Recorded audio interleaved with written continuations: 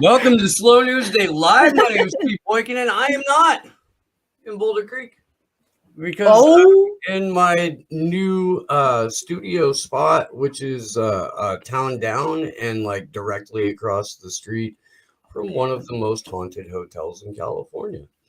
Okay, That's cool. That's cool. Pretty stoked on that. Glad to be here. Been a rough couple of days, but fuck it. You look excited, Glory. I am. I'm joined today by my better than your co-host, Glory Jones, and our newest member of the Slow News Day team, Ali Alexander. You got a long week, Art. It's okay. Shit. Hi. What's up, y'all? How you doing? What's going on? I can't complain. Doing well. just a tad tired. Yeah, I'm a little sleepy too. A little sleepy. But good. How about you? Doing okay? Yeah. Glory, you got to go on the ground today, and we talked about it a little bit on the stream. Talked about it a bunch when we were in DC, but this has to do with Echo Park, old neighborhood in LA, and what is going on there. So please, Glory. Do tell. Yeah. Okay, so Echo Park is a homeless encampment in Echo Park Lake, which is like in downtown LA and kind of around the Dodger Stadium.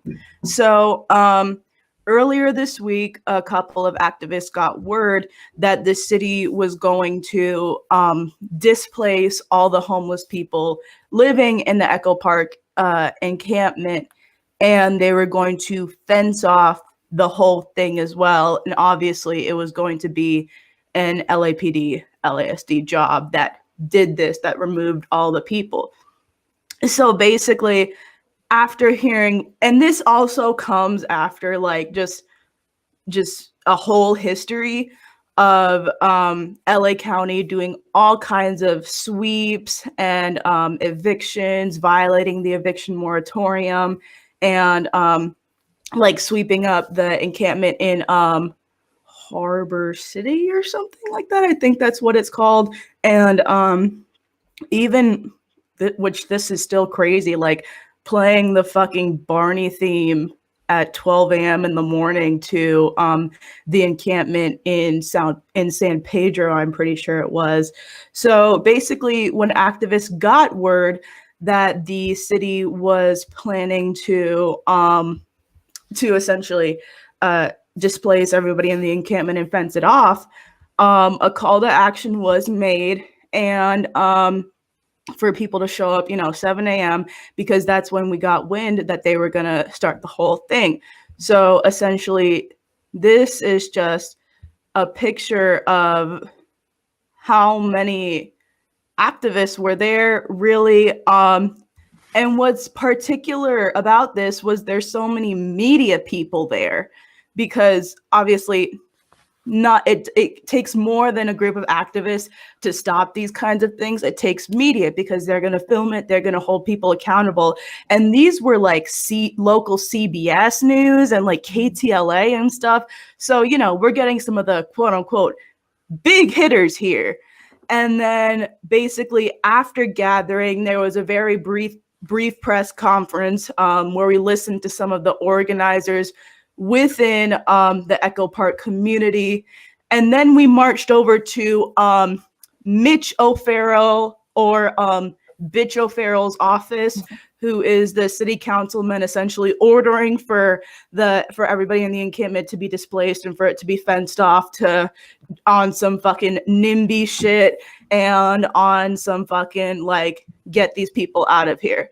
So, and what's amazing about this is turnout actually grew as the event went on.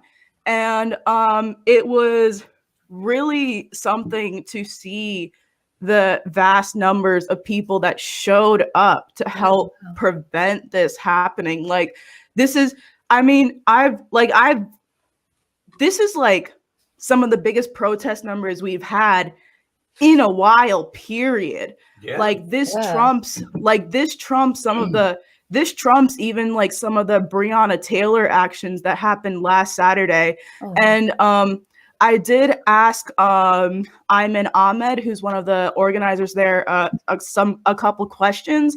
For some reason, fucking Twitter, well, I mean, we know the reason, but Twitter did not want me to post that interview.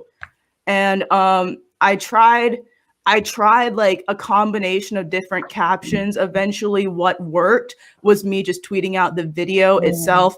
It was not a reception problem. I had 4 bars the entire time while trying to tweet it. But basically, I asked him about like kind of the community that's around Echo Park, because what's special about that community specifically, and one of the reasons why it got so much support, was because there aren't many people in the surrounding houses, in the surrounding neighborhood, that have that kind of NIMBY attitude, it's a very vocal minority of people that are specifically antagonistic to unhoused people, but a large amount of people in the surrounding neighborhoods are actually supportive of the Echo Park Lake encampment. And this is because what's happening in that encampment is really special in a sense, because like, for example, they have a garden, they're trying to build a kitchen.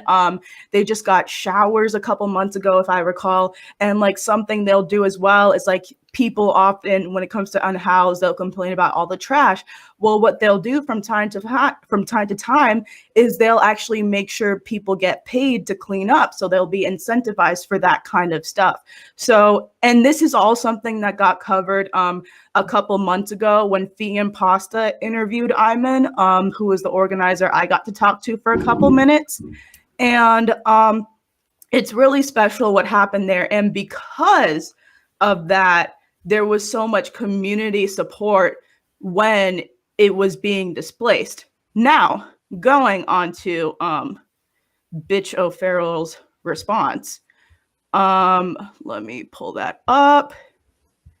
So this is the city councilman of the region. He says, more than 120 people experiencing homelessness at Echo Park Lake have been successfully moved into transitional housing.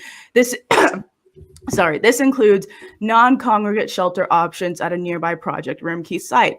This work to provide housing and a pathway to stability is ongoing, and we still have a non-congregate shelter options available to anyone who needs housing at the lake. We need your help, though.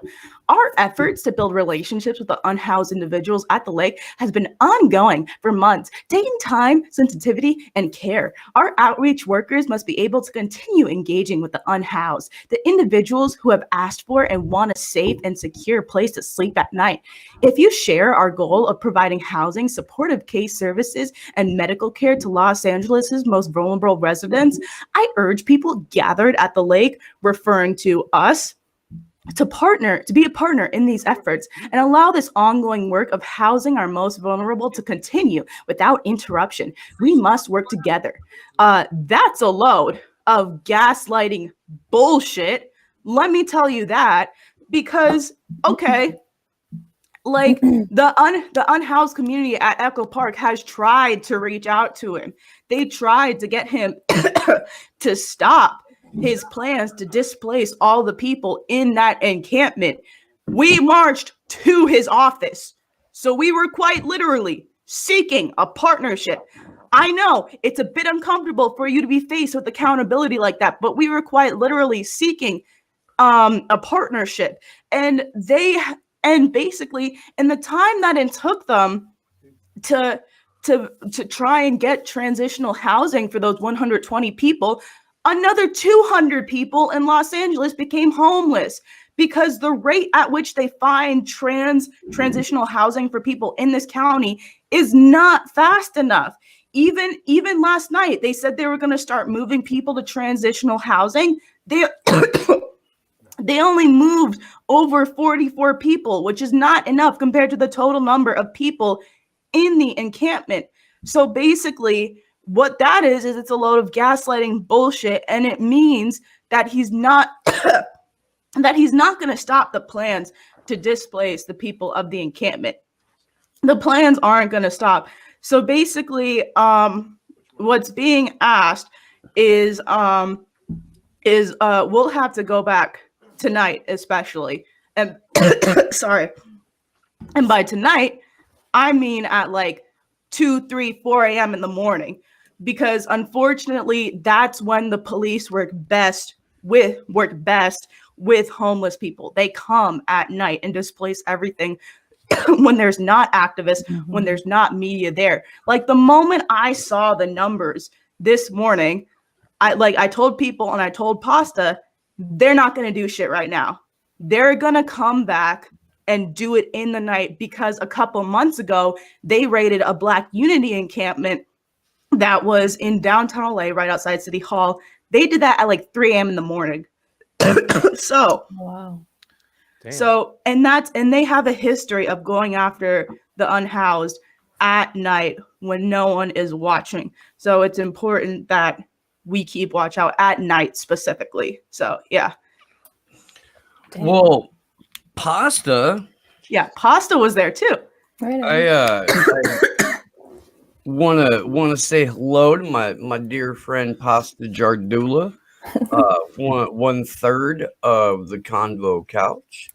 How's it going, buddy? It's good to see you. Thanks for popping in short notice on this, but we got some stuff to promote here that you are integral for. So I was wanting to give you an opportunity to I know this is going to be weird and rare and you never do this, but I would like you to talk about yourself for a moment and what you have going on. Come on. You don't want it. can't. Wait, Pasta was there at the Echo Park thing though. So we can talk about that first and then wrap up the topic.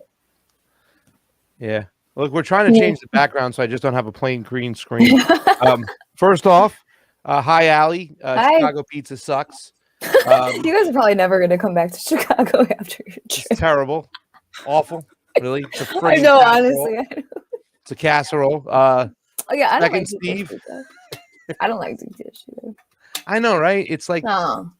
Chicago deep dish is different than like New York deep dish. It's a whole different thing. But I'm glad I did get to meet you. It's so Yes. funny because I was watching you in a video and it was like one of the first full-time all the way through videos I watched.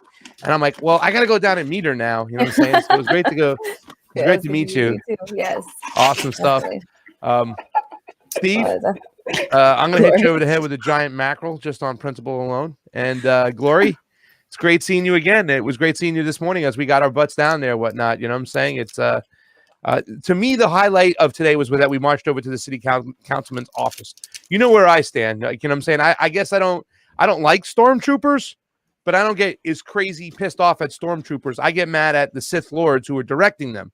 So the fact that we went over to that office, shut down fucking Sunset Boulevard, you know, we let buses through, but it was pretty enlightening today. And like Glory said, you know, I remember this one time hanging out and it was like 2 something on in the morning. And I heard Johnny go, "Oh no!" And we're like, you know, come out of our days, and they're knocking down the camp in downtown LA, you know, because that's what they're gonna do. They're gonna do it in the middle of the night. So I mean, like, you know, when Glory did say tonight, she meant in the morning, 2, 3 in the morning, and it's just a scary thing because, you know, people have so little right now, and seeing really the people that have almost next to nothing have any little hope of anything just pulled away from them. You know what I'm saying? It's sad. It gets you choked up. It gets you upset. But that's what we're dealing with. And, you know, I just got off the phone too with your friend from Keith. What is it? Food Not Bombs. Food Not Bombs. Yeah. And you know, yeah, like, no, what's happening in Echo Park has shades of Santa Cruz all over it. Yeah, yeah. It has shades of the United States all over it. You know what I'm saying? Yeah. It's a little California ting, which is a little like United States ting in general. Yeah. Yeah, it happens in Chicago too. So yeah, anyways, it was great to see the team this morning, but under the circumstances, it sucks. But I am glad they took it to the city councilman's office, and we'll just see what's next. You know, it's kind of funny. The news showed up today, right, Glory? Seen the I know. news there. I seen fucking like CBS, and I was saying like I don't know if you popped in by then, but like I was saying like KTLA and CBS trucks. I'm like, damn, where y'all been? No shit. Welcome to the party. That's real media pasta. Yeah, no shit. Right. Yeah, we can only hope for the best in this situation. But I mean, I'm just, when I'm walking out of that whole encampment, my whole mind is like, what's the long-term solution? What's the long-term solution? What's going to be the long-term solution in Santa Cruz, Steve? You know what I'm saying? And, you live in LA, we live in California. I live in LA. It's disgusting. I mean, and I saw somebody with a sign today and said, we need long-term solutions. And I'm just scratching my head at this point saying, what the hell do we do? Well, I mean, so there is the homeless union, right? Union of the homeless. It's a thing that Keith started. Keith McHenry started a while ago, in San Francisco, and I'm sure that something like that exists in LA, and if it doesn't, it can fairly easily. But I think in terms of labor rights in general and the overall concept of a union, I think that we've gone so far afield from what that started out as. And I feel like a return to the general principles of organizing. This is a long walk, Pasta, but I'm going to get there. Okay. No, I'm all ears. Yeah. Would be beneficial because let's say, for example, the Union of the Homeless, or a number of representatives went and met with a real estate developer and said, okay, here's how this is going to work. You are worth annually, $835 billion. And each one of your units collects X amount of millions of dollars. We're going to let you keep doing that because you're going to build equitable housing or free housing alongside of it. Or we're going to do what old union organizers used to do, and that's drag you out into the middle of the street and beat you to death in front of your family. Yeah, but those people are now protected. We can't drag them out in the street and beat them. I'm Italian, Southern Italian. That's what we used to do, right? You know what I'm saying?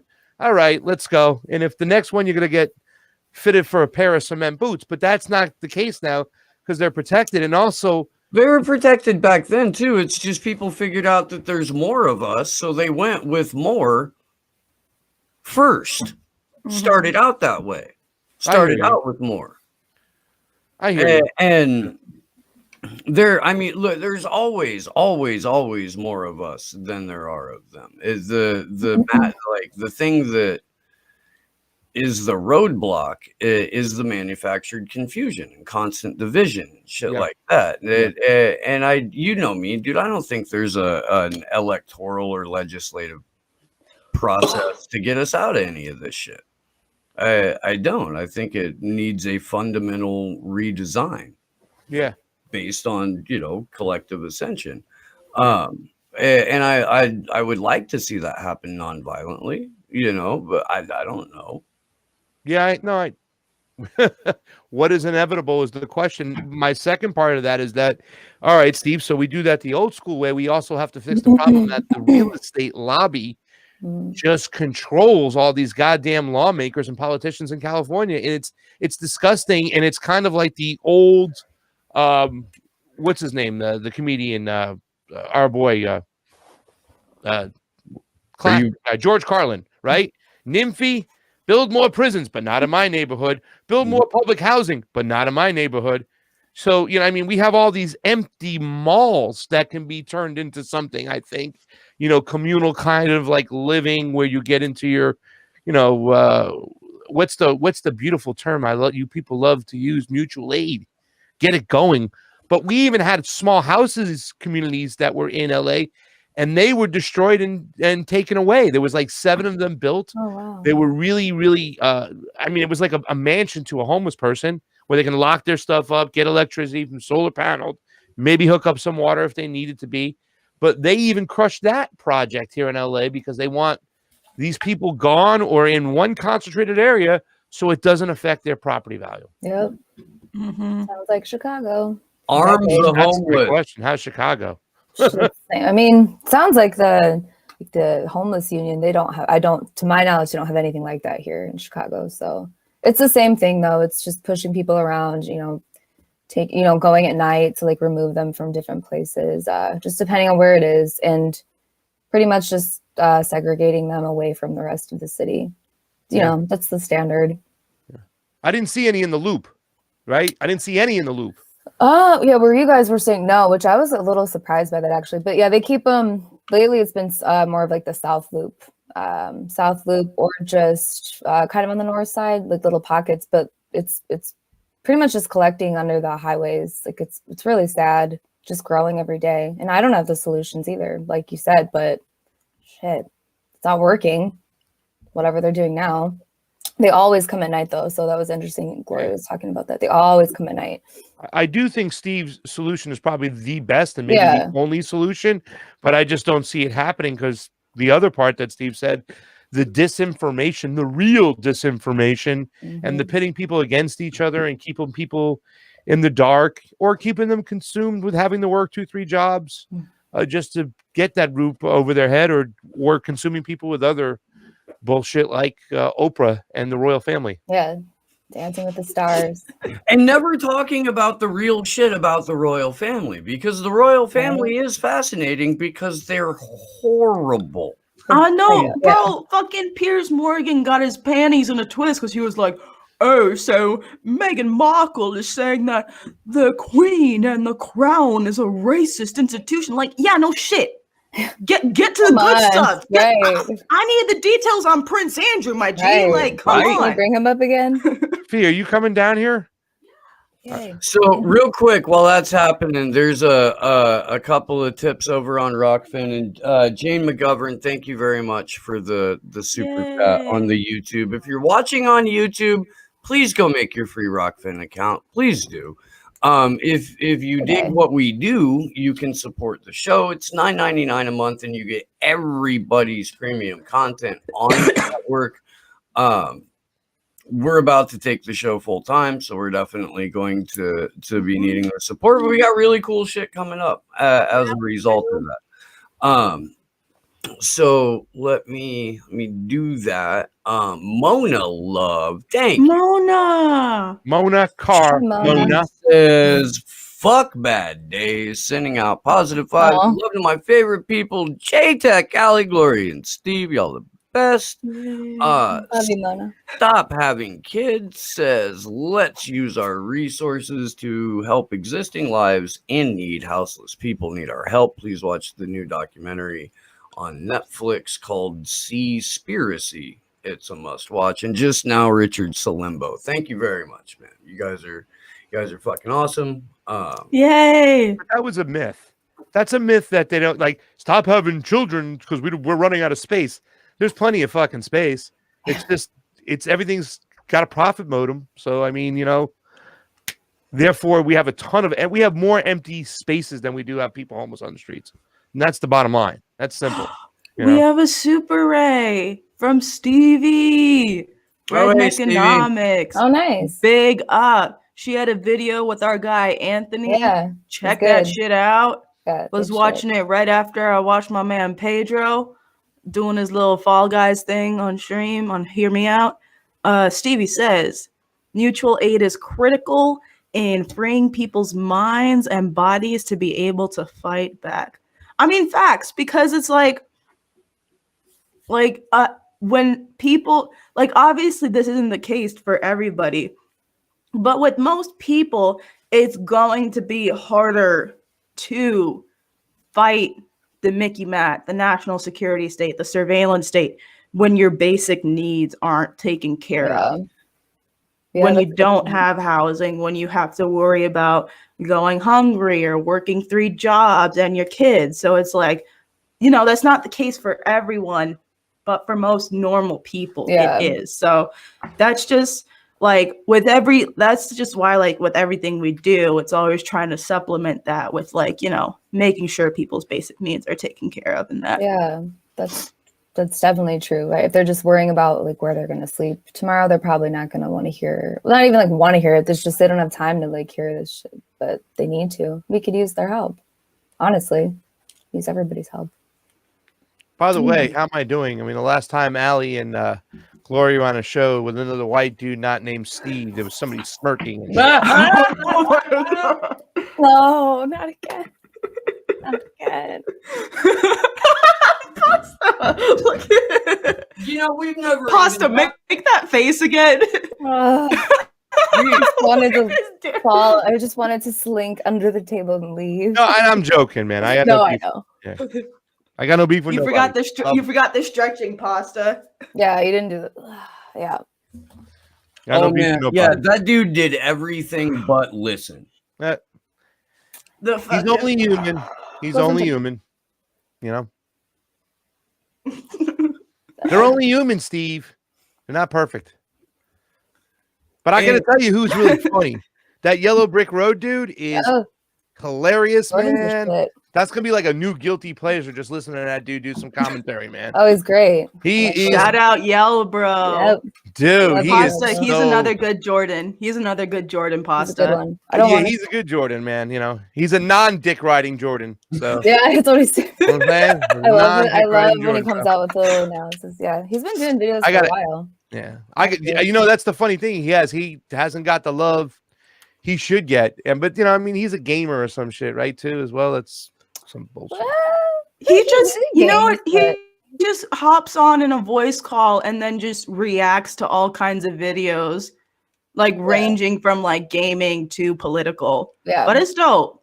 yeah, and like he'll just His do stream, like streams, when yeah. he streams, it's like 10 hours, but it's chill. It's a vibe. Yeah, you could just get on the Discord. Like we just hang out there. It's fun. Yeah. Yeah. All Yellow kinds of Brick stuff. Road on Yeah, YouTube, y'all. Yellow Brick Road. I like I will don't not want to share. I don't doing want no to. 10-hour stream, except we did do them on Super Tuesdays and shit like that, only for YouTube to take them down. I remember that. Bullshit. I remember that shit. So should I talk about myself right now? Get it out of the way, then I'll go get Fiorella and get her down here. Yeah, let's Yeah. do that. All right. So I don't know if you guys know this about me. I am Pasta Jardula. I'm a civil liberties guy. I'm 66% Southern Italian. No, really, Pasta? Really, I know, Glory, that You're a civil liberties guy? I had yeah, no I idea. am. Right on. It's so funny that everybody would laugh at that shit, but this is where I would go to find out more information on my civil liberties, right? This channel right over here. And that's the great thing about now kind of, working side by side with you guys. It's what an amazing time we had at the last rally, what I'm saying, protest, call to action. I actually did get to meet Allie for a short amount of time, but it was our second time together, Steve, and it was just as good as the first. And, Glory,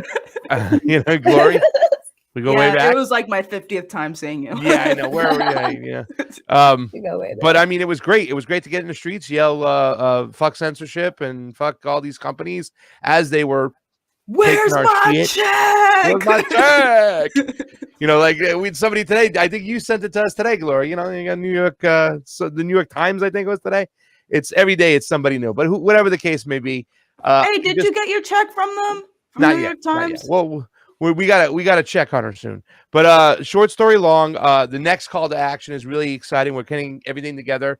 Obviously, April 10th and 11th, we're going to rock it there. April 11th, we're going to hit to the streets.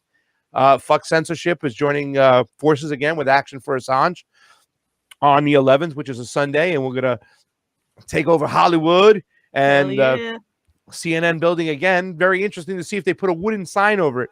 Yeah. To protect it like last time. That. Literally like an hour after. I couldn't even believe that. Like I thought that was just like a holdover from the insurrection. Yeah. No, that was for us. That was just for us. Just for us. Wow, that's funny. Yeah, it looked like they were like doing some construction on it and they just forgot to take it down. They just put it up. That was just for us. Our girl Mona Oh yeah, Mona came through with the graphic instantly. Whoa. We need the updated graphic, but she'll get it for us soon. Yeah. See that yeah, clover? we're gonna- Text it to you right now. I'm changing that Yeah. clover. Mona Carmona is going to put me an Easter egg over there Nice. because we're doing it April 10th and 11th. And we have a cute little one from Stevie too, from Redneckonomics. Nice. I like that too. A little TV ting in that. Good shit. Sunset and Gower by the Roscoe's Chicken and Waffle. Those are both great. I like those. Yeah, yeah. Pasta isn't chicken and waffles. Isn't that illegal for you though? Yeah, but we're gonna be by the Roscoe's Wait, Chicken and Waffles. I mean, I'm not gonna eat the chicken and waffles, but that's what we'll be. That's where Sunset and Gower is. It's right over there by Roscoe's. That was my first Roscoe's Chicken and Waffle I ever went to. It's the bougie one, but yeah, I went there. So, but yeah, and we're gonna rock it. We're just gonna have a great time. There's some talks in the works. Obviously, we haven't solidified anything yet, but I kind of bounced up Steve. Some of our anti-war people want to get more involved too as well. Nice. We have a great activist out here by the name of Rachel Brunke, who throws great events during Fleet Week. She turns it into Peace Week, and what she's been doing every year, except for this year, since the Corona was here and we couldn't do it, was as all the naval ships are in the Long Beach port over there, where people go to visit, or it's San Pedro, excuse me, not Long Beach. She'll rent like 3 different boats and we'll get on there, all colors and lays and peace signs, and we'll go up and down the water. The Coast Guard just like watch us like a hawk, but we just go up and down the river and stuff, up and down the intercoastal or whatever you call it. Oh, nice. Right where the big naval signs on. She organizes that every year. We have a great video on it. We talked to all the people involved. In fact, Steve, I'll send it over to you. But hopefully we can get Rachel Brunke involved too as well, because we need some anti-war movement going as well. Yeah. And I'm just excited about this kind of type of organizing, because it's not just one thing. It's combining forces, and it's really it's a great call to action. People are getting involved. People are wondering what's going on. It's just going to continue to grow, and I'm just so thankful that I get to get in the streets and fight for something I feel strongly about. And I think all the yelling got Bernie Sanders involved now, because Bernie Sanders now, if you haven't heard the news, that was Fiorella. Fee, can you come down here, please? They're waiting for you. Nobody's waiting for you, Fee. Don't feel special. All right, guys, I'm gonna get off. Let Fiorella go on. Thank you so much. Combo Couch, Pasta Jardula. Love you, Steve. Fiorella said she's going to hit you across the face with a giant mackerel. That's not good. No, she's going to hit Pasta. That is you, sir. Glory, Allie, it's a pleasure, ladies. Thank you so much. I love you guys. Seeing you. Bye-bye. Here comes Fee. Bye. Bye, Grandma. Bye. Make sure you eat your peas. Wow. Good night. Real quick, Hunter Carranza, thank you very much. And It was good. Glory, breaking news, Glory. Stop. You haven't even What? got the full information. Why are you going to say something? Breaking news, Glory. Fun. What are you about to tell me? Johnny's going to go investigate. Something seems to be going on at Dodger Stadium. Maybe an assembly of the stormtroopers. Oh. Oh, for Oh, fuck's shit. sake. Unbelievable. Hi, Fee. Hey, Hi. Fee. Hello. Damn, that's fucking early for them. Shit. Oh, yeah, it's only, what time is it there? It's like 7:30 there? Yeah, it's That's early, right? That's early. Stage right, stage left, fam. You should know better. Now Fam. I try to sneak on without you knowing. I thought we were coming together because we're the couch. We're the convo couch. You asked me to come on. You didn't get He invited. called. Actually, You just crashed my. I show. didn't get invited. Okay. I called Fee first, Pasta. This is what happens when you don't communicate, Pasta. Yeah, you gotta communicate. All right. Fuck censorship. Oh Jesus, the things I have to deal with. Hey Allie, what's Hi, up, girl? how are you? Hey guys. I'm glad you two got to meet and hang out for a little bit. We This is did. fucking awesome. I couldn't Yeah. shower much. I felt So bad. there, all the bars closed, so we couldn't go anywhere. But we sat in the hotel lobby. We and did. talked. You It couldn't was even order a drink, like Uber, like nothing. It was because I was like, It was yeah, because like you guys were talking about it on the shows earlier about Chicago versus LA, and I did not sell Chicago well. But whatever. Blame it on Lori Lightfoot, man. She closed everything down real quick. Well, I guess we'll do that when you come to LA. Yes. Yes. Looking forward to it. So apparently, Glory, I don't know, Johnny's going to send me more info, but he said that the cops are lining up at Dodger Stadium. They're getting ready to just stop to retaliate because of the encampment and people going to stay there right now. So yeah, I think talk about it.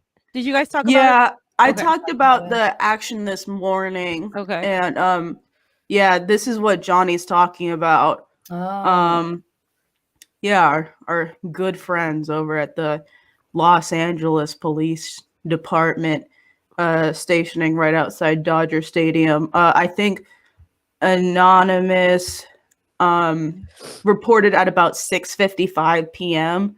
That's what I'm getting from Vishal. Mhm. So yeah, I'll be headed there as soon as the You're going stream back ends. out. Johnny is heading there right now. So yeah.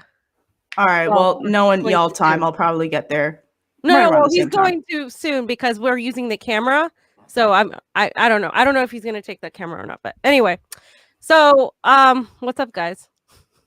Not much. We were just listening to Glory talk about everything today. So wait, they're out there pretty early then, aren't they? The cops? Were you saying they usually go later? I thought they wouldn't come back until like 2-3 in the morning, but they must be getting ready at least. Yeah, yeah. They usually come in the middle of the night, so that's why people were staying there. But I think they were threatened because there was a lot of people that showed up. Yeah. It looked like there was a good number of people out there for that. Which is good because it's not a political thing as much as like there's people that are homeless and they have their tents and their homes out there, you know, those are their homes. Yeah. And you're gonna throw all that in the trash and then like what are they gonna have? Like it's like an issue like that everybody across the board, regardless of their ideology, is facing, especially with the upcoming evictions and stuff that are going to get really, really bad here. And like, I know we always talk about like how bad things are, but like in LA, it's like 10 times worse or 100 times worse as it is anywhere else. Yeah, it sounds except for maybe Santa Cruz. No. Santa Cruz is pretty bad. I don't know, but but LA is pretty bad. We have Skid Row. Yeah. We have sheriff gangs. Yeah. We have an executioner's sheriff gang. Your best friends. Ugh. Yeah. Fucking East LA banditos. That's what. Yeah. This is fucked up, but this is just making me more excited to come to LA. Not because it's bad, but I really want to see. I haven't been there. I haven't been into LA since I think it's like 2012 was the last time I was there.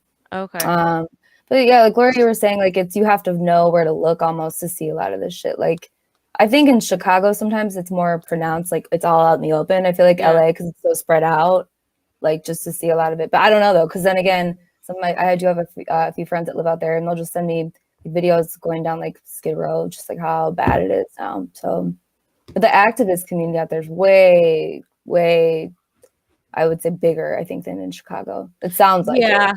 Yeah, people like, so this guy, Johnny and I, the organizer of this previous protest, Johnny and I interviewed him and a few other people months ago because they were basically trying to say, they gave up on trying to wait for the government to help them. And they were trying to be kind of like self-sustaining and create their own community in the park with like their own kitchen. They were building an actual kitchen made of wood.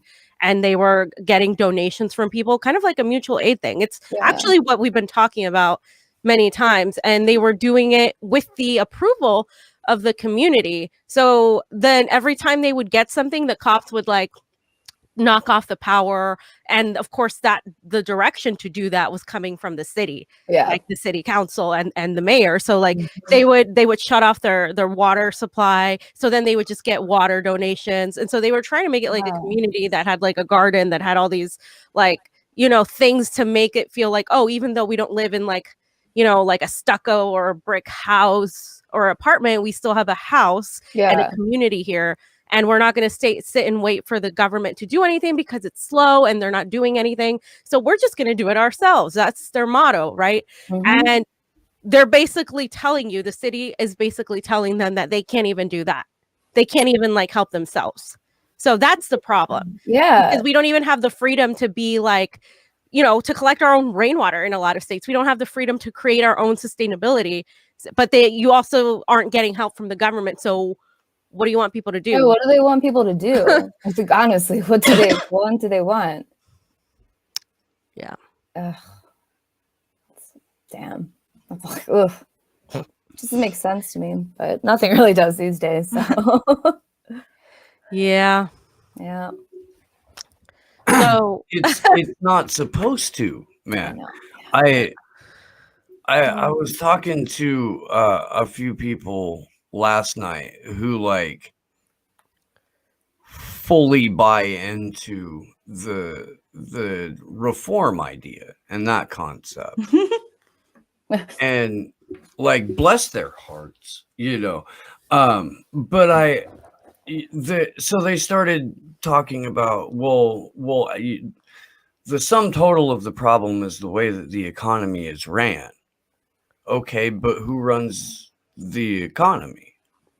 Okay, well, are they elected? No. Would legislation prevent them from doing what they're doing? Maybe. Okay, well, how does that legislation happen? Are the people who are currently in power incentivized to do that? Is the system incentivized to allow for reformers to come through and work through it, and all this kind of shit. And really like that calm about it. I'm being that calm about it. They're getting increasingly more worked up. I'm just asking questions, and by the time that the dude started fucking yelling, I was like, okay, so now you're mad because you can't answer my questions. Are you sure you're mad at me? right. Right. I just had a similar experience in a chat. Steve knows what it's the Bernie Tulsi chat that I'm still in. And somebody brought up David Doel earlier. And they were like, David Schwimmer. Oh, okay, sorry. Yes. And they were like, I just can't believe like that he is attacking, being like such a liberal right now. I just can't believe. I'm like, this is David Doel. I mean, this is how he's been, or is it Dole? Whatever. Like, this is how he's been for a while. Like, he's shown you who you are. Like, and I basically said, I just don't have patience anymore for people to like who should know better.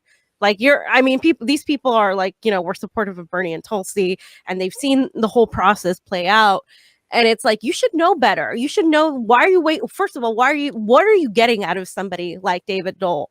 Like, what are you getting out of somebody that is saying the same shit that the liberals are saying, just with a rebranded progressive language? And I find myself having increasingly less patience with people who they mean well, they have like this goodness in their hearts, but it's like, guys, like, I don't want to have the same conversation over and over again. Like, oh my God, why are all these people who have shown us who they are failing us again?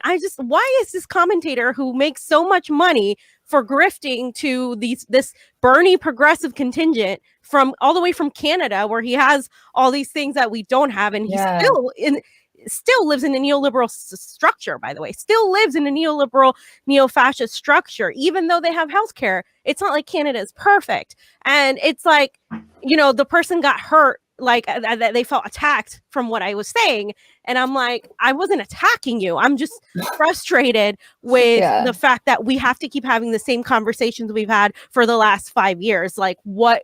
Like, hello? Like, we don't have time for this shit. Like, and I find myself having like less and less and less patience in dealing with those same conversations and those same type of people. I don't mean to be rude or mean, but I'm just like, come on, guys, like, stop. Yeah, that's where I'm at. I feel like I've been done for a while. So that's why sometimes I'm just like quiet, but I know I shouldn't be, because, do have to keep getting it out there, but I have no patience. I have none, because I don't understand it. How many times do you have to get screwed over to get it? I don't understand it. Yeah. I feel like a broken record, Yeah.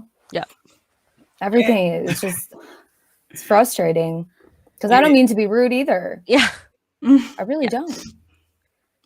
And people get mad at you, and you're like, well, what do you want me to do? Lie and like tell you, like, right. I won't say anything. I think they That's do what they want, though. Yeah, they do. want you to be like, no, there's a way to change little things, bits and pieces about this current massive centralized entrenched structure that we have, because the idea of starting over is so fucking frightening, and the idea of not having, you know, the shit that people are currently used to is so fucking frightening. My friend's girlfriend was talking last night about, like, well, if you had an anarchist society, how would there be roads and shit like that? Yeah, it's the roads argument.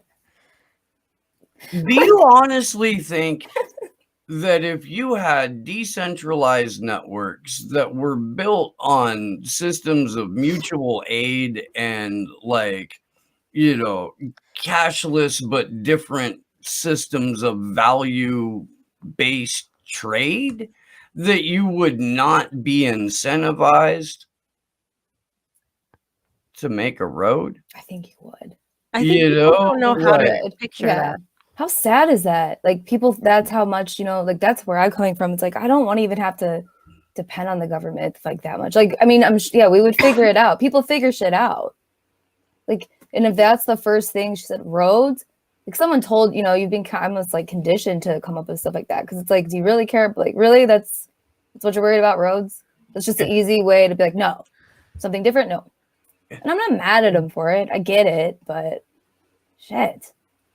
I think people think that people who constantly say they want revolution, who have said like they want to destroy the system and defeat capitalism, a lot of them don't realize what that, like, it means. That, like, it doesn't mean reform it. I think when they think of revolution, they think of reforming. They think like, oh, if we just get healthcare, and oh, if we get a $15 minimum wage, oh, and if we get a Green New Deal, that's going to change everything. No, it's not, because you're only changing the outer layer of a very rotten core. And that's what people have to get through their head. It's like, you cannot, like, I'm not saying don't do that. And this is a conversation I find myself having with Pasta, and maybe with you guys I will too, because it's kind of a double-edged sword here. I'm with you. I think we need to fight for freedom of speech. We need to fight against the national security state. We need to fight for Julian Assange. The problem with a lot of these people is that they're too downtrodden by the system. Like, so they're constantly working, they're constantly in need of money, so they never even pay attention to that. And so I think one of the ways to get more of their attention is to tell them, like, this is why you need this to get this, and that's how we change the whole system. Because even if we have healthcare for all tomorrow, we would still live in the society that we live in. And you know, I think you can still fight for that, but I mean, it's kind of like, you have to realize that's not where it ends. You can still be an imperialist, like a lot of these people are, and say you want healthcare for all. Like, it's, you know, it's difficult, but you have to, like, sometimes the people, like, have to be explained as to why Julian Assange is so important and why press freedoms are so important. And I think if those connections are made more, some people will actually listen. Not everybody, but I think some people will actually open their mind a little bit. Well, and that's exactly why when we have that press panel on the 10th, that's why I want, you know, people from LA Independent Media and people from the LA, like, organizer and activist world there in the fucking room, so that we can go, okay, broadly, you know, just big strokes, here's why this is important. Now, specifically, here's why it impacts you and your organization, or you and your outlet, but, you know, you personally, and the thing that you do, and the thing that you do either for enjoyment or a living, you know. And, like, maybe, I don't know, dude. I don't know. If it looks like it works, we'll try to do that everywhere. I think that's a great idea. Like, here's why it should matter to you, because you do have to do that with people. You have to make it personal. Yeah, personal, which Yeah. is not always easy, but it's more effective because otherwise, if you're just screaming at them, they're probably not going to get it, at least not at first. Some of them will never get it, but I think there's definitely a shit ton of potential there. And just like bringing all those like for a panel, that's a great idea. Right. Because it's such a, and I agree with you 100%, Steve, like as far as that being the strategy, because there's just so much, especially in LA, like a lot of these activists are focused on like, you know, getting people food because there's been really little assistance during COVID. They're focused on what they can do on the tangibles, housing and all these things. They don't even see beyond that. So like, of course you go to them and you're like, hey, there's a man in prison. His name is Julian Assange. He fought for press freedoms and blah, blah, blah. While it's obviously extremely important, they don't know how that is like relatable. That's over there and this is in front of them. So I understand where they're coming from, but it is because of basically what Julian Assange exposed is basically the core problem. And so in order to get to that core problem, we need to get these people to understand like this is all interconnected. There is no separation from my issue, your issue. Like I think the connections need to be made for some of these people that we see, you know, we see it, but it takes, I mean, not everybody saw it right away, you know, like it's everybody like has realized things, has radicalized, has changed their beliefs and is kind of coming to a consensus. I think at this point, a few years ago, like I was more for gun control than I am now. Not that I was ever like, oh, I want to ban guns, but I was like, oh, well, I don't see why people need an AR-15. Yeah. Right. And that drastically changed as I've seen just how bad things are and how powerful these forces are and these agencies that are crushing pretty much any sort of dissent and any sort of anything.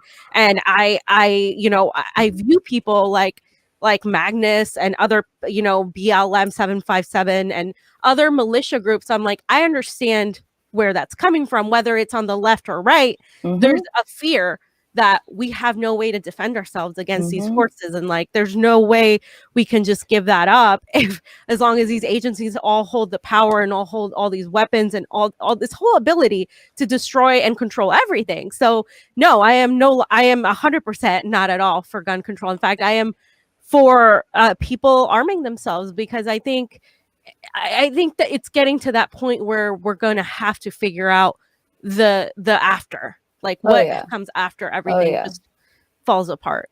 Same here. I'm all about it. And it's really concerning to me. I've been watching, I expect this, and then, you know, it's unfortunate what happened, these shootings, but then of course, like front page New York Times, like Biden's considering executive order. That's very scary. Yeah. Well, Really scary. Now I'm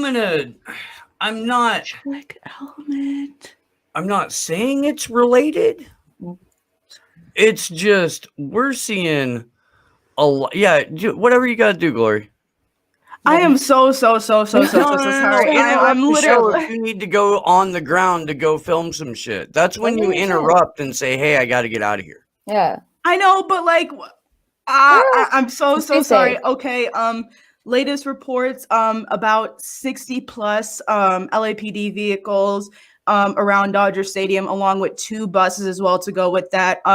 As of about 7:53, so literally like 2 minutes ago, around 100 or so people gathered around Echo Park now, but I don't know how that's going to stand up to LAPD's numbers. I'm so sorry. be sorry. Just be no, careful. Don't be sorry. Like I'll go out there too. Okay. You know, we'll all be out there in a minute. Yeah, be safe. I don't want you to go by yourself. Johnny's already I think on his way. I know Johnny's on his way. Yeah, I'll be fine. I feel so bad about this. I'm so sorry, but this is the worst part, guys. Just related to that, it's like when we think of that stuff, like when Glory is like, you know, it's like it's happening right there, and you'd be surprised with how many of the people who have YouTube shows like us do not ever go on the ground. They're scared. I get it. Yeah. But you have Johnny, who is very brown, and you have Glory and myself constantly out there like all the time, right? And Pasta goes out there too, and it's funny, we always say he's like our token white guy, like and like it actually works a lot of the time, like it really does. But it's crazy because now I am thinking, okay, do I have to bring a helmet? Do I have to bring the gas mask? Do I have to bring like, like defense? Because the way the police retaliate even to journalists with badges, they bash your heads. They like, it's like you have to consider these things as if you're fucking arming for war. And the one thing that annoys me, and Misty was talking about it, how like she got a bunch of followers, I think, from like Republicans because she constantly attacks the Democrats. But it's like, then they'll be mad the moment she talks against the police. Because what Gloria and I always talk about, it's like, the police state is the police state. It includes everybody from the ground all the way up to the national security state. Like, there has to be consistency in that, right? Like, obviously the cops don't necessarily hold the power. They're just like the stormtroopers. But at the same time, like, I have a hard time looking at people who support Julian Assange and his freedoms, and then all of a sudden they're like, but we must support the police and thin blue line. And I'm just like, wait a minute, but like, wait, what? That's been one of the biggest mindfucks actually this year, is to see the sudden support of everything that half of these people have been claiming to fight against. I'm like, wait a second, what? It just doesn't make sense to me. But again, it's not supposed to. But I agree with that. Part of the whole Q narrative, though, was to get people who fundamentally didn't trust a single solitary thing about the government to trust the plan and to trust, at least a part of the state. And as long as they have somebody, working within the state that's like on their team, then they think they've got something going. And they are clearly captivated, hundreds of thousands of people with that bullshit, just like they fucking broke millions of brains with Russiagate. Oh my God, yeah. So many different little psyops. Did you guys talk about Bernie Sanders and his little, so Pasta earlier was like, is Bernie joining the fuck censorship movement? Kind of like as a joke. Because he spoke out against the, he basically said he was uncomfortable with Trump being taken off of Twitter, right? And that is the most milquetoast, lukewarm thing he could have possibly said, right? He hasn't said anything about, the Espionage Act, the Patriot Act, Julian Assange, whistleblowers, etc. But the reactions from even some of his supporters were like, bad Bernie, Trump is bad, and he's shouting fire in a theater. And it's like, it just makes me feel like I don't see a way out of this. Like, I don't see how getting more people that think like that, like an AOC type who wants the Ministry of Truth, basically, is going to help anything at all. And a lot of these people are convinced that if we just get Nina Turner in there, that everything's just going to change, that if we just get more of these people in there. And it's like, I feel like I just don't, I can't, it's hard to even have these conversations anymore because it just feels like pointless. Like they're somewhere else. And where it's like, I'm like, the house is on fire and I'm trying to get you to move and you're not moving. Yeah. And you're getting mad at me for wanting you to move instead of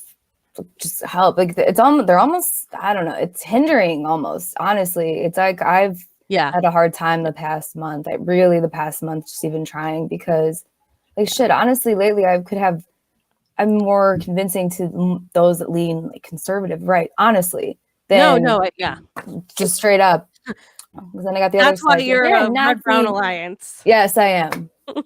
Sue me or whatever. I don't care. It's called being effective. And once you get those people to realize, like, oh, police aren't really my friends, they'll fuck me too. There's a lot of stuff in common. So yeah, I'm sure. Well, actually, I'm not that important yet. I won't get too many angry tweets about what I'm just saying. But I don't have the energy. I don't care. I don't know. It's like, not that I'm giving up, but I feel the same fee. It's just like it's getting increasingly harder and harder to even like try with these people. I don't know. I'm not surprised that a lot of them were upset at Bernie for saying that, though. So I think it's really not worth dwelling on the people who are having the same conversations they were 5 years ago, they'll either come around or they won't, right? Yep. Yeah. But in terms of reaching new people, I don't know if the spaces where, you know, like Convo Couch, or even to an extent when this show started, I've kind of played around in are I don't know how many from that crew there are that would be like, yeah, no, personal responsibility and self-determination is great.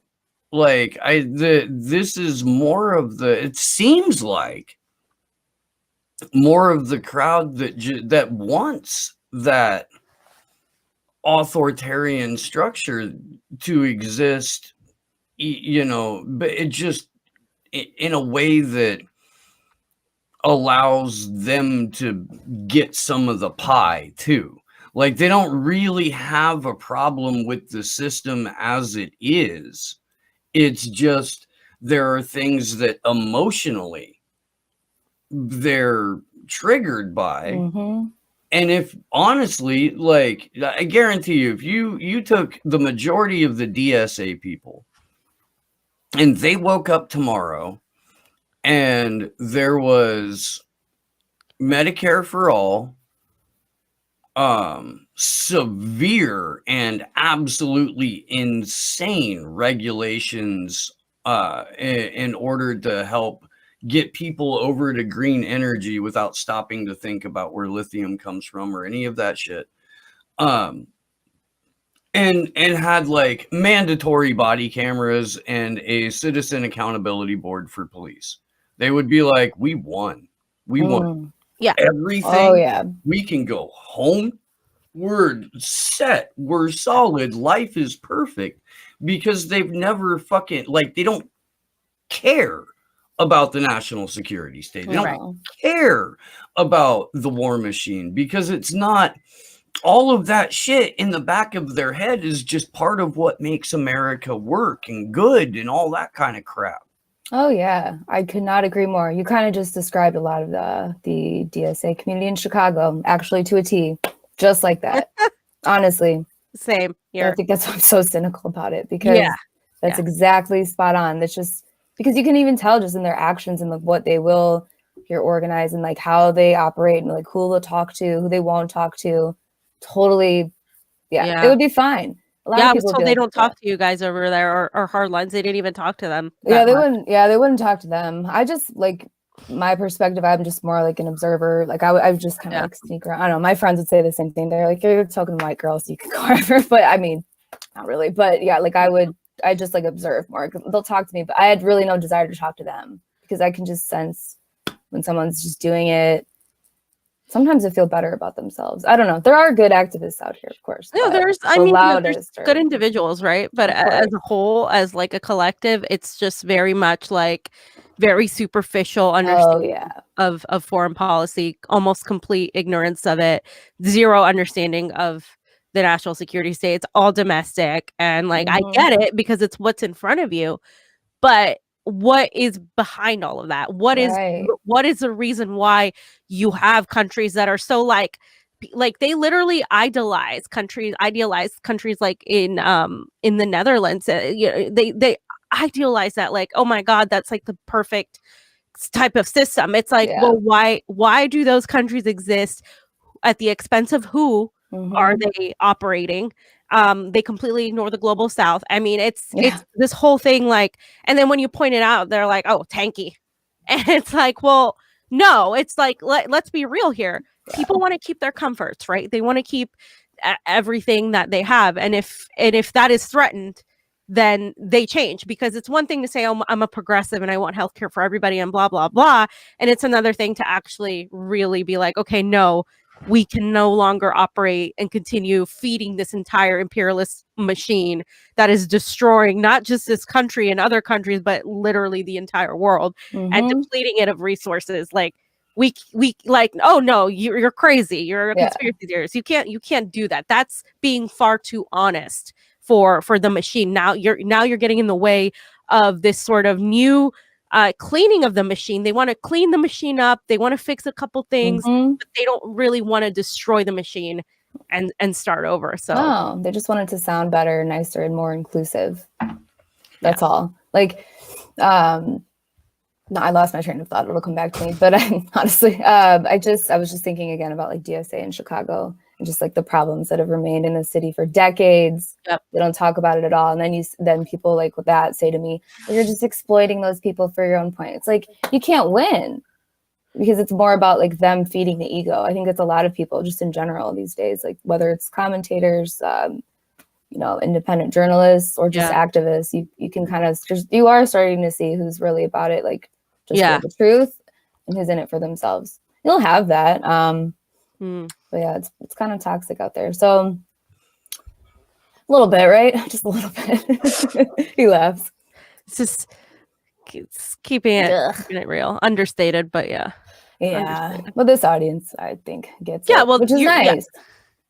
I gotta say, like, we all have some of the best audience in our chat. Like, I went to watch I forget, I was watching something because Jordan Cheriton said something against us, right? Not that long ago. And I go into their chat and I like read through the chat and I'm like, oh, it's so sad. It's so different. And I've done that with several other YouTube shows. I know, I've been doing that lately. I've been doing it too. But I'm like, wow, I don't know why. I thought like every chat was like, yeah, cool and stuff like that. And no, our audience, like, really, like, because we have similar audience, not entirely the same, but we all have like very similar audiences. And just like they question, they give information, they're very attuned, but that's also spoiling us because everybody else is not like that. So it's so weird, Fee. It is. Because, I mean, like we say it all the time here that we have the best and best looking audience in the internet, but it's fucking true. Like, that's not even blowing smoke up anybody's ass. I seen the chats on other shows. They're fucking children, who are having children's conversations about some grown-up shit, but like they've missed all the important parts, and the only reason for that is because the content creator isn't teaching them shit. They're only going there for confirmation of biases, a little bit of dopamine, and to fucking talk about fucking, different kinds of food and shit in the chat. And like, I've lost my patience with it, actually. I should stop looking at the chat. As a content creator, if you're seeing that, aren't you going, I've failed? Or embarrassed or something. Yeah, you're not doing something right. Like, engage a little more. Like, maybe check out what your audience is talking about. Or are you really just, I guess, here to hear yourself talk? Because it's just like little hits of dopamine. Well, some people don't engage in their audience. They do whatever they want, get whatever gets them more views, right? So like if it's like, if now when it was like Trump, it's and that got popular, a lot of the progressive independent media started going after Trump. They started going after Marjorie Taylor Greene recently. They started going after any sort of Republican, right? That it's cool to go after. Who's the latest one right now? I forget. Somebody is like the latest like focus right now, and they always do that. Like, it's like, the red meat, like, here it is, haha, let's make fun of this person, this is hilarious, let's talk about how awful this person is. But there's no substantiative like dive into the subject. Like, I don't care what you talk about, you don't have to talk about the Great Reset or these other things if you're not comfortable with that subject. Totally. Like, we had Steve on to talk about it because he and Glory have interviewed people that are great on it. We want to interview more people on it. We're not afraid to touch it. But the thing is, like, if whatever you talk about, don't talk about it in like a superficial way. Go deeper into it to give a better, more big picture understanding. Now, not everybody's like that. Some people are more, you know, like they gloss over things and they like want to have more of a lighthearted conversation.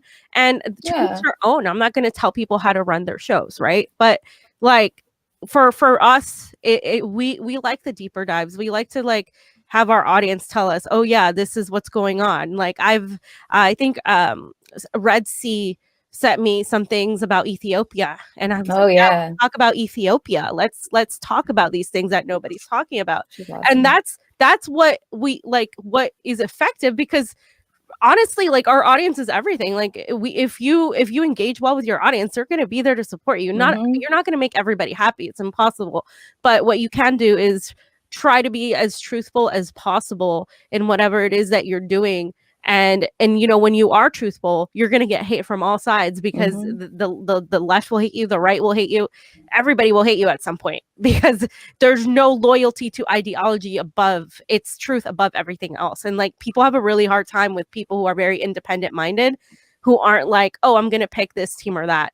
Like it's like they can't understand the brain wiring that requires to just have like an issue-based conversation, rather than like a conversation based on, oh well, they're Republicans, so I'm just gonna like ignore everything they say. Yeah, that I couldn't agree more. That's, I think with me, a lot of people have a hard time, because I mean I am newer to this, but like they're like want to figure it out, like I'm just looking for the truth, because I'm sure again, I'm not, you know, that important, just chicken Chicago, you know, like Missy was saying, I'm just a chicken Ohio, but like they go back 2 years in my tweets. If you do that, though, that's sad. I mean, do it, but that's sad. But I think there'd be a lot of people that'd be like, oh, wow, you thought that. But also, you know, people evolve. It's okay. Like, I can't stand also these days how a lot of people will be like, well, he was for this. I'm like, when?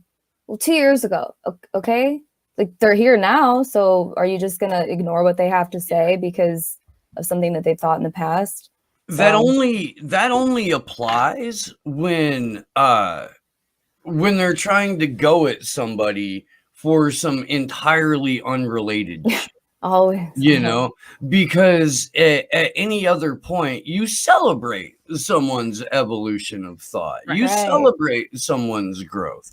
But if you're trying to like damage somebody or go after them, then yeah, that's when you go dig up some bullshit from, you know, way back to try and present it as, okay, if this was said once, it is the sum totality of this individual, and we must all accept that, and then, you know, cancel or what the fuck ever this individual. It's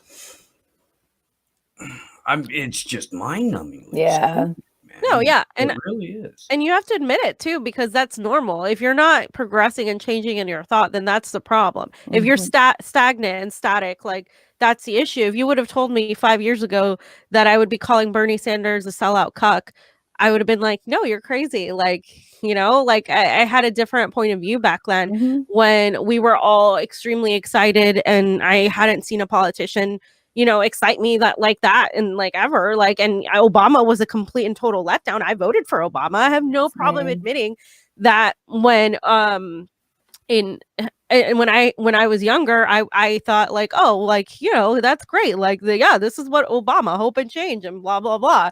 And the more I progressed and the more I educated myself, the more I realized, holy crap, like this guy is a total like awful person. He's a warmonger. He's a criminal. He did this and that. And Hillary Clinton, I didn't ever think much of her, but I you know, the more I saw about her, the more I'm like, this woman should literally be in prison. She is absolutely a psychopath. This is insane. And you change your thought. There was a point in time when I was like, oh, Bernie Warren, like in 2015, I'm like, Warren, you know, she fought for the little guy. No, she gave great speeches. And that's the thing. Like, and you realize that, and you're like, hey, wait a minute. I was wrong. I was duped, whatever it is. From here on out, that's going to change my thought process. And that's good. That's okay. But if you're not doing that, then there's something wrong. Right. And like, there's people like, you know, now with Nina Turner, people are like, oh, she's a sellout. And I'm like, okay, I need people to like, so you apply, you know, this standard to like Obama, you were just talking about, or Bernie. So then like, let's probably expect that AOC is going to do that. Nina Turner is going to do that. It's just kind of like, again, connecting the dots. Like, Nina Turner's not gonna save everything. People just want someone to be saved. Yeah, they want a savior. It's like, well, and they want it already done. They want it Yes. already packaged. They want the solution ready to be implemented without them doing anything other than, you know, the minimum, the bare fucking minimum. And again, I know the chat knows this, but if you're new here, voting is the laziest and least effective political action anyone can ever make in the history of ever, always. Yeah. It really is. Especially in a rigged system, in a duopoly that is just two fucking tap dancing teams for the oligarchy. They're fucking. The sooner that people figure out that Congress is a public relations firm, that the president is a fucking lip man, the sooner we can stop having ridiculous stagnant conversations and, you know, or organize and then take.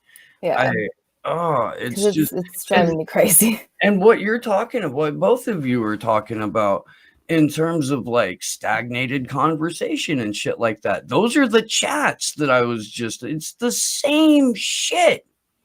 Yeah. Half the time it's the same political heroes that they're talking up and trying to hold up and fucking worship. And it's like, dude, did you sleep through the last 5, 6, 7, 10 years? Were you comatose? Like, how is it not sunk in yet? Right. That's what I just want to say all the time. Like, do you not get it yet? I don't mean to be rude, but shit. I went on Instagram, I think the day after Kamala Harris and Biden were confirmed to have won the election. And I don't really post there very much.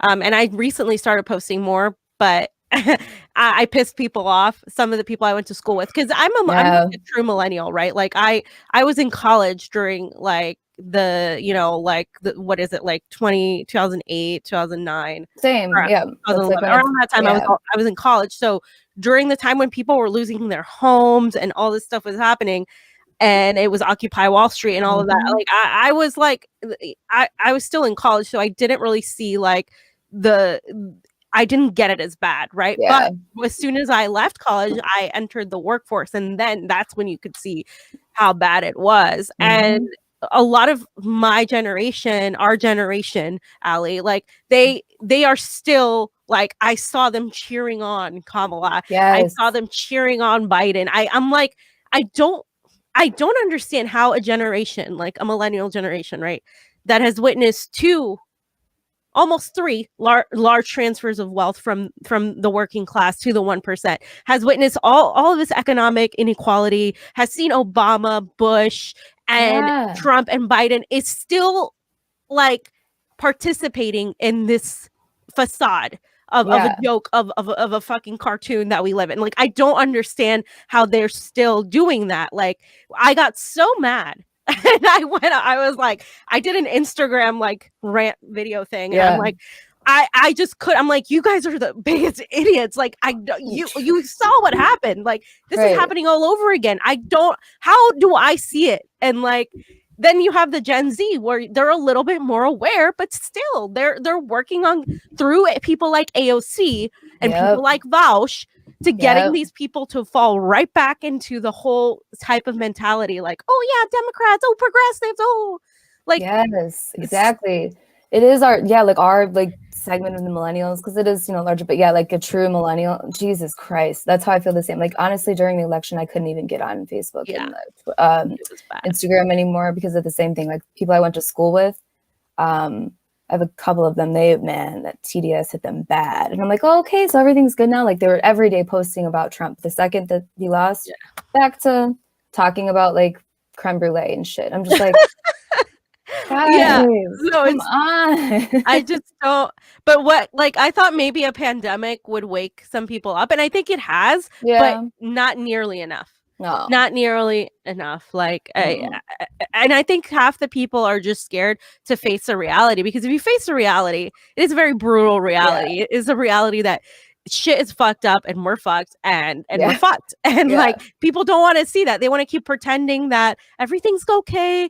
We're just gonna have our brunch and we're just gonna be okay. And we're just gonna have fun and we're just gonna continue our lives like nothing is happening. Yeah. We're gonna put pictures on Instagram of getting vaccinated. Yay, we got the vaccine. Yay. Let's jump on that bandwagon. Let's continue. Oh, we're gonna build back better. We're gonna come together, guys. We'll get through this together. I want to vomit every time I hear that shit. Like, truly. It's gonna be okay now, guys. It's gonna be okay. Things will be normal again. Shit, it's never gonna be normal again. Sorry. My mom's always like, sometimes people just don't want to talk about it. I'm like, I know, but you're coming home and you know I'll be around. So. It's like, you party pooper. Yeah, totally. Like, yeah. No, sometimes you can't talk about it because like people will hate you. Like, yeah, you'll be the person that brings it up at a party. It's like that meme. It's like everybody's looking at you like you're some sort of like lunatic because you're bringing up real shit.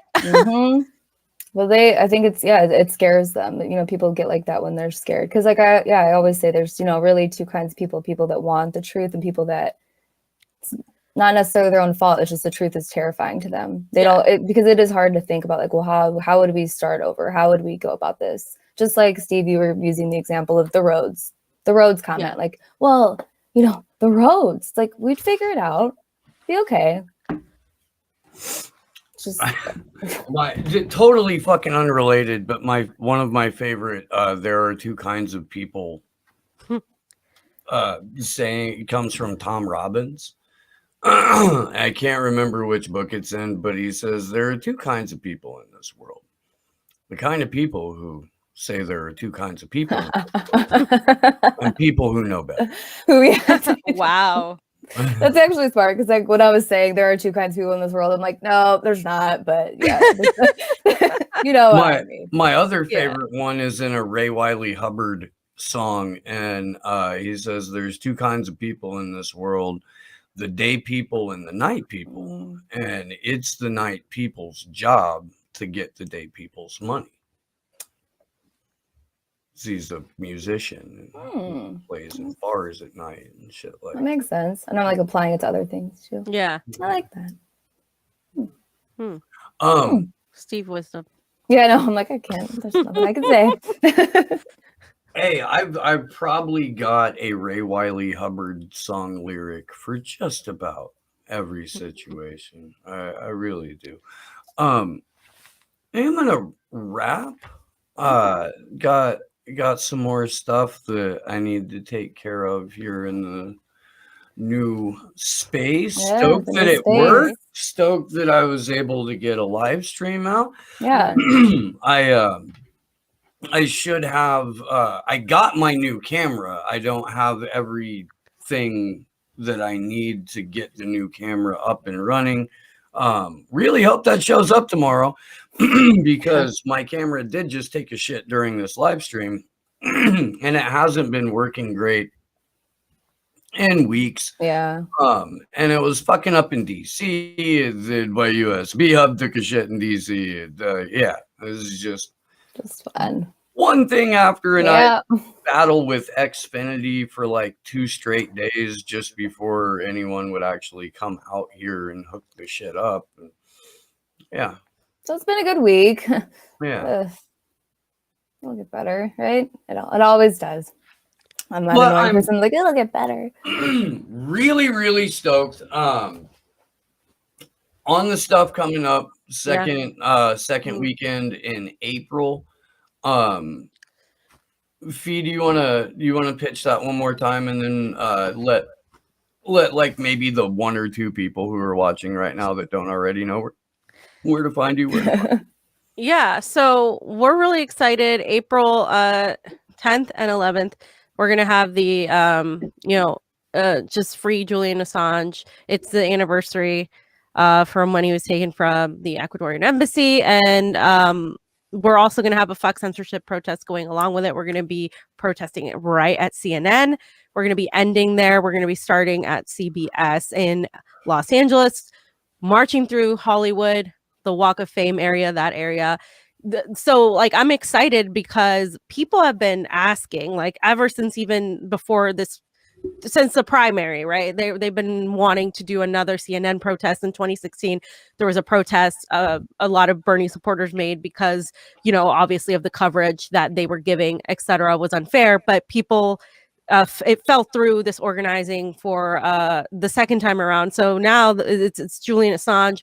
We're still demonetized. A lot of other people are still demonetized. We're seeing people cheer now because it's great if you know, take down somebody you don't like. But we have to fight against censorship. We have to fight against the, you know, these forces, these agencies, the national security state, and the corruption of their minions, the mainstream media. So I'm excited that we're bringing all that together, and I hope to educate people too, and to have people like Steve, you, and every Assange activist out there that comes to the panel that can educate people on how directly press freedoms and freedom of speech affects every single issue that they're fighting for, especially foreign policy. Like, there needs to be a reemergence of the anti-war movement. So I'm excited to bring some anti-war folks into the protest, because that is definitely an issue that is very, very interconnected, obviously, because of the cables and because of WikiLeaks and all of that.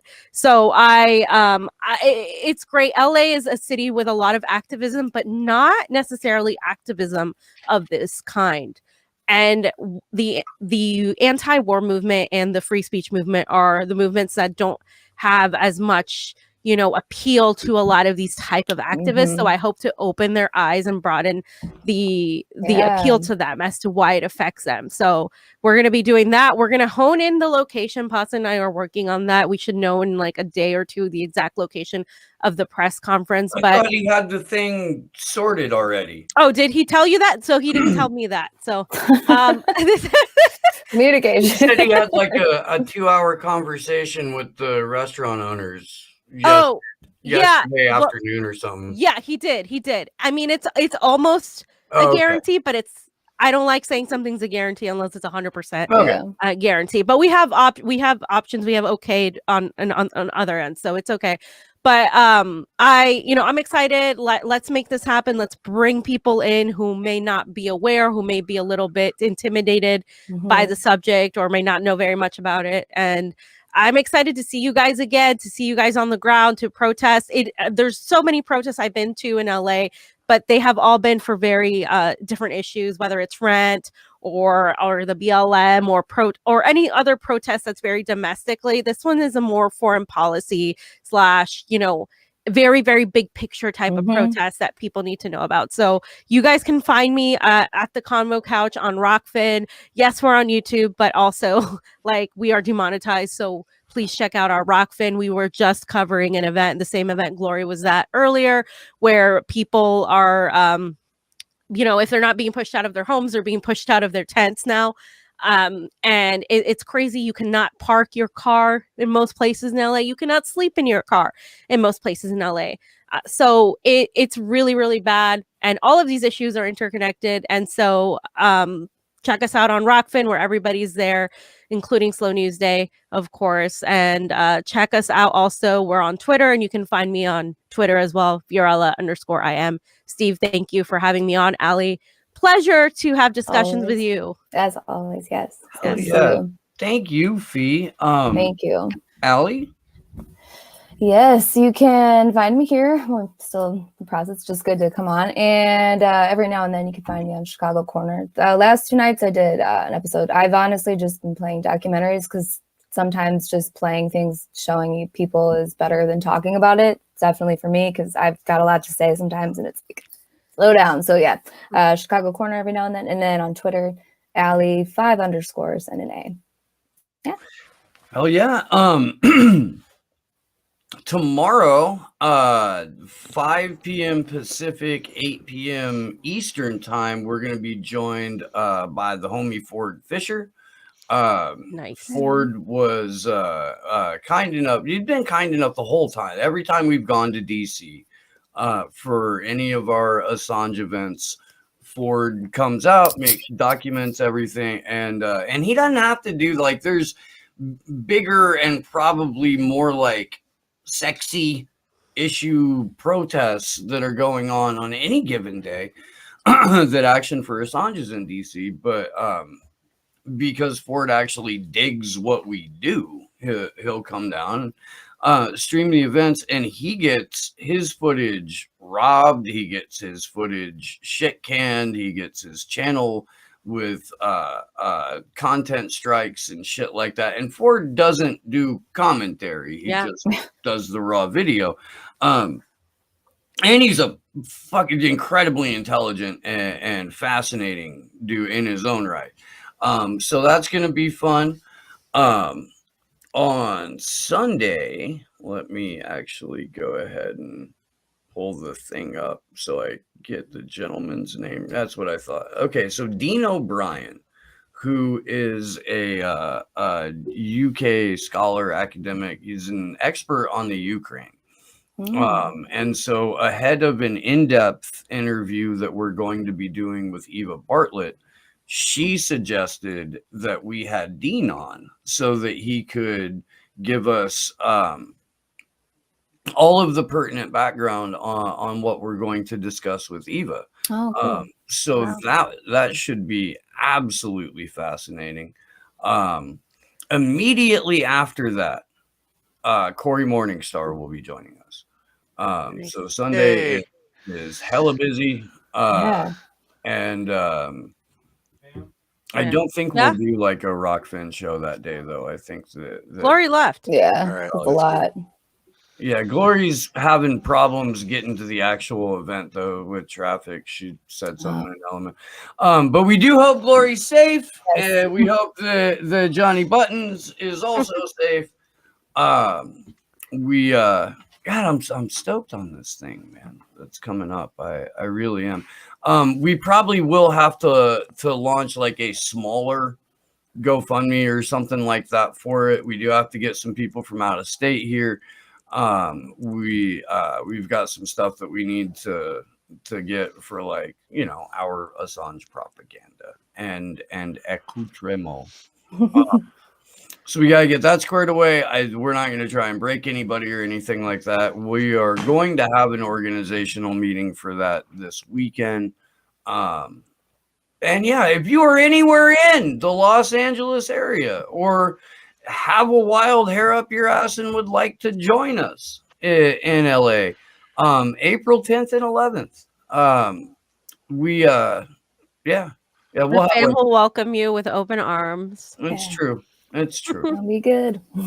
So thanks again to Pasta, to Fee, Ali Alexandra, Glory Jones, Sleepy Josh, on the ones and twos. Everybody out there in the chat, we fucking love you. I missed a Super Ray